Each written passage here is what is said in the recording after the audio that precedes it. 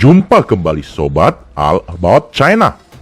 Misi Shenzhou 14 yang diluncurkan menggunakan roket Long March 2F pada Minggu pagi hari sekitar jam 9 waktu Indonesia Barat sukses mencapai orbit dan stasiun antariksa Tiangong. Kru Shenzhou 14 yang tentunya tidak asing lagi sebab dua kru diantaranya sebelumnya terlibat dalam misi Shenzhou 9 dan 11. Komando dan penerbangan tersebut adalah Chen Tong. Beliau salah satu mantan angkatan udara, pilot pesawat tempur. Astronot Cina umumnya diambil dari unit PLA-AF atau Angkatan Udara. Chen Tong, ayah dua anak ini berjanji akan mendengungkan lagu Andy Lau saat di stasiun antariksa Cina. Sebagaimana ketika ia masih muda menyukai lagu-lagu tersebut. Kru kedua adalah Liu Yang, perempuan pertama dari Cina yang terlibat dalam misi Shenzhou 9. Kini ia kembali terlibat dalam misi merakit stasiun antariksa. Beliau juga mantan pilot angkatan udara. Tidak banyak wanita terpilih menjadi astronot atau taikonaut. Ia satu-satunya. Ibu dari dua anak memiliki spesialis pada eksperimen medis di ruang angkasa. Beliau juga menjadi wakil Presiden Federasi Seluruh Wanita Cina. Ia berlatih 15 tahun sebelum menjadi taikonaut wanita pertama. Sebenarnya ia tidak memiliki cita-cita menjadi seorang taikonaut.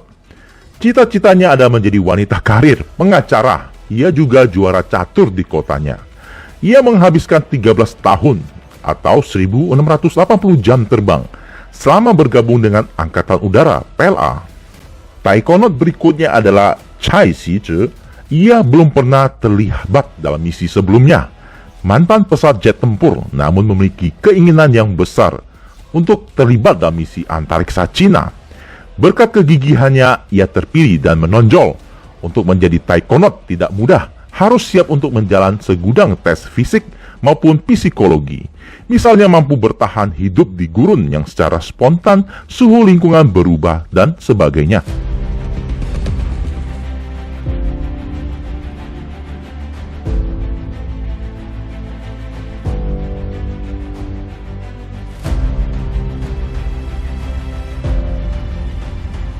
Setelah mengorbit bumi, Shenzhou 14 menghabiskan hampir 7 jam sebelum melakukan rendezvous. Cukup cepat apabila dibandingkan dengan spacecraft dari Amerika. Kali ini menggunakan fitur otonom baik rendezvous maupun saat docking. Mode docking pun radial atau pada berthing port nadir. Teknik ini tentu lebih sulit di mana melakukan pertemuan dari bawah.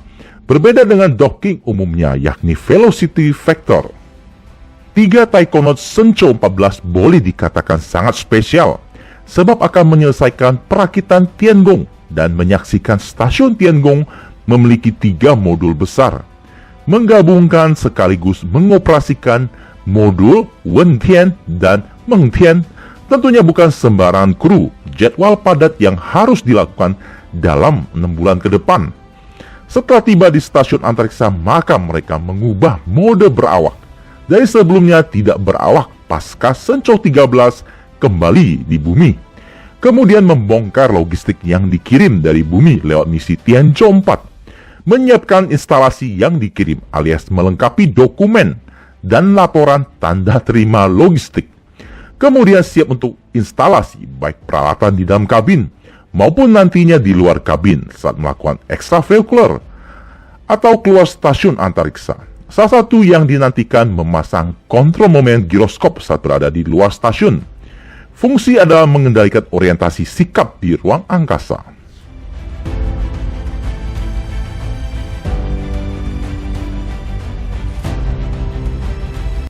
Kemudian kru Shenzhou 14 akan menguji airlock pada modul Wentian yang akan dikirim 1 bulan lagi. Modul ini juga memiliki tangan robot sehingga Tiangong akan dilengkapi 2 lengan robot yang dapat digabung hingga sepanjang lebih dari 15 meter. Pada airlock Wentian, kru akan melakukan aktivitas keluar stasiun.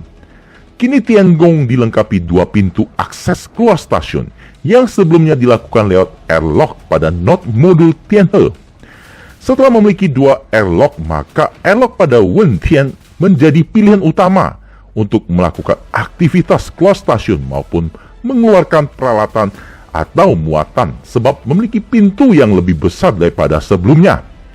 Pada modul Lab Mengtian akan dilengkapi full kabinet eksperimen. Patut dinantikan, Shenzhou 14 kembali ke bumi awal tahun baru.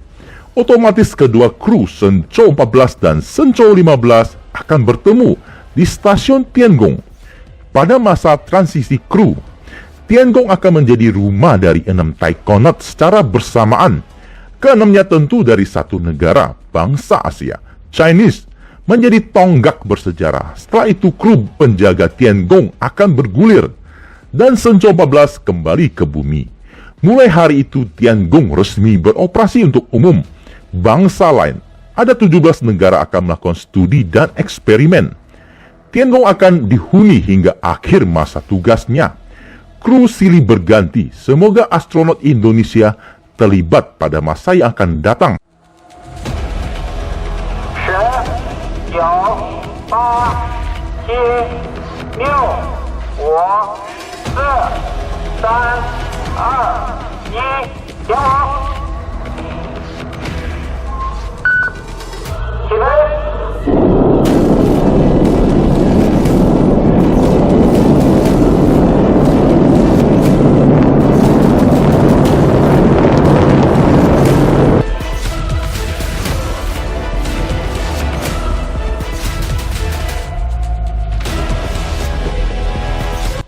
Tiangong akan memiliki 25 rak eksperimen.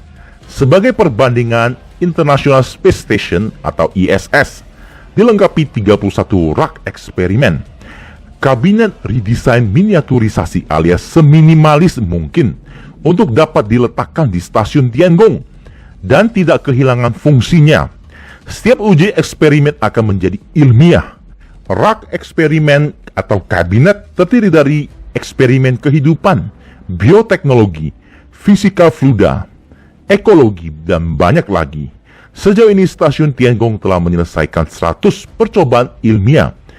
Setelah beroperasi penuh maka akan menyelesaikan eksperimen lebih banyak lagi. Sebagai perbandingan, ISS selama 21 tahun beroperasi telah menyelesaikan 3.000 eksperimen ilmiah.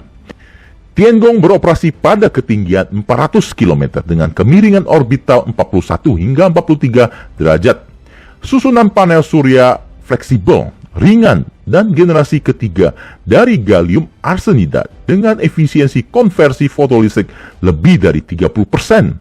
Modul Tianhe memiliki susunan panel surya keseluruhannya hingga 80 meter persegi yang dapat menyediakan daya 20 kW. Modul Wentian memiliki panel surya tersendiri dengan panjang 30 meter yang dapat menyediakan listrik hingga 27 kW. Hal yang sama pada modul Mengtian. Kemungkinan total kapasitas daya pada stasiun Tiangong mencapai lebih dari 70 kW. Dengan kapasitas listrik yang besar, dapat mendukung segala jenis uji eksperimen di ruang angkasa. Jaringan kecepatan tinggi dengan downlink rate setara 5G, yakni 1,2 gigabit per detik, yang notabene 90% akan digunakan untuk eksperimen ilmu pengetahuan di ruang angkasa. Di masa mendatang Tiangong akan terus di-upgrade. Kemungkinan modul-modul berikutnya baik dari negara yang berpartisipasi. Ketika suatu prestasi umat manusia dari bangsa lain terbit dan berhasil, tidak demikian perspektif dari media barat. Media barat sejak awal dan seterusnya akan menciptakan stigma, berita yang boleh dikatakan tendensi, beranggapan Tiangong adalah space race, ingin melawan dominasi Amerika di antariksa, seakan-akan negara lain hanya menjadi penonton atau tim hore seterusnya. Tidak boleh memiliki mimpi dan karya besar. Kalau besar dianggap ancaman, perlombaan, dan harus segera dikalahkan. Stasiun antariksa Cina menjadi panji pembuktian bahwa semua suku bangsa memiliki kesempatan yang sama untuk bermimpi besar dan menghasilkan karya besar. Lewat tekad yang kuat, segalanya menjadi nyata. Kini yang sedang menggoyang cara berpikir kelompok konservatif. Akhirnya sampai sudah di penghujung topik sobat. Terima kasih sudah meluangkan waktunya meramaikan channel ini. Jumpa di topik selanjutnya. Salam All About China.